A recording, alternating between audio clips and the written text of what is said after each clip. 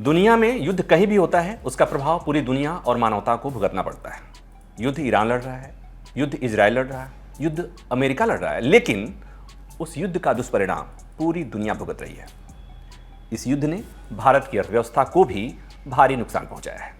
Forbes की एक report के मुताबिक ईरान युद्ध से भारतीय अर्थव्यवस्था को 2 लाख करोड़ से अधिक की चपत लगी है। नमस्कार, मैं हूं प्रभाकर मिश्रा और आप देख रहे हैं अनकोट। ईरान युद्ध शुरू होने से कुछ सप्ताह पहले नई दिल्ली में उत्साह का माहौल था। कई अंतर्राष्ट्रीय प्रकाशनों में अर्थशास्त्रियों के हवाले से कहा जा रहा था कि भारत का सकल घरेलू उत्पाद जापान को पीछे छोड़ चुका है। दुनिया की सबसे बड़ी अर्थव्यवस्था बनना प्रधानमंत्री नरेंद्र मोदी की सरकार के लिए एक बड़ी उपलब्धि माना जा रहा था। इससे ये संदेश भी जाता था कि भारत चीन के विकल्प के रूप में एक मजबूत विनिर्माण अर्थात मैन्युफैक्चरिंग सेक्टर और निवेश केंद्र बन रहा है। लेकिन यह सब उस समय तक था जब तक ईरान युद्ध शुरू नहीं हुआ था। ईरान युद्ध शुरू होने के बाद कच्चे तेल की कीमतें तेजी से बढ़ने लगी।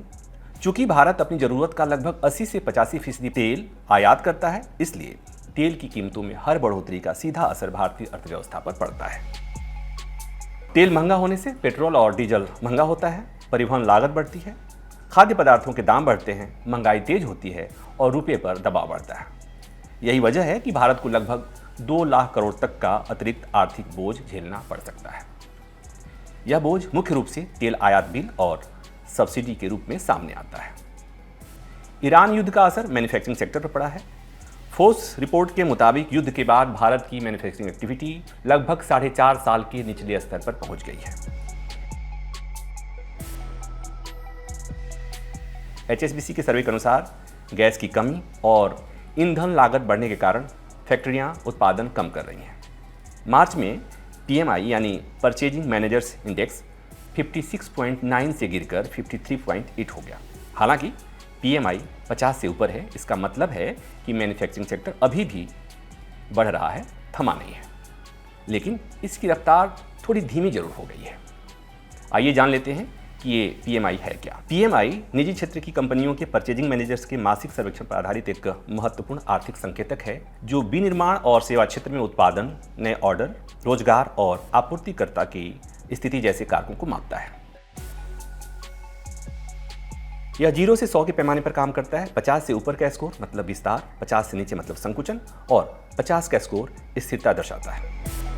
फोर्ब्स की रिपोर्ट में यह भी कहा गया है कि भारत की सबसे बड़ी समस्या केवल युद्ध नहीं है, बल्कि पहले से मौजूद आर्थिक कमजोरियां भी हैं। मसलन युवाओं में बेरोजगारी, मैन्युफैक्चरिंग शेयर कम होना, आय की असमानता और रिफॉर्म्स की गति का धीमा होना भी। 2014 में मेक इन इंडिया योजना का लक्ष्य था कि मैन्युफैक्चरिंग सेक्टर GDP का 25% बने, लेकिन 2026 तक यह लगभग 17% ही है।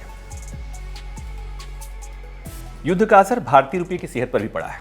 युद्ध के बाद रुपया कमजोर हुआ, शेयर बाजार में भारी गिरावट आई है।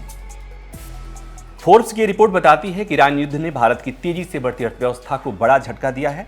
तेल की कीमतों में वृद्धि, मैन्युफैक्चरिंग स्लोडाउन, महंगाई और रुपये की कमजोरी मिलकर भारत पर लगभग 2 लाख करोड़ का आर्थिक प्रभाव डाल सकते हैं। यदि युद्ध लंबा चला तो भारत की ग्रोथ स्टोरी को गंभीर नुकसान हो सकता है। ये था ईरान युद्ध का दुष्प्रभाव भारतीय अर्थव्यवस्था पर। आप क्या सोचते हैं? क्या लग रहा है, युद्ध रुकने वाला है? और अगर नहीं रुकता है तो क्या भारत जो दुनिया की तीसरी बड़ी अर्थव्यवस्था बनने वाला है, उस लक्ष्य को पाने में दिक्कत होगी? आप जरूर बताइएगा, कमेंट कीजिएगा, वीडियो को लाइक कीजिए, शेयर कीजिएगा और हाँ, अनकोट को सब्सक्राइब भी कर लीजिएगा।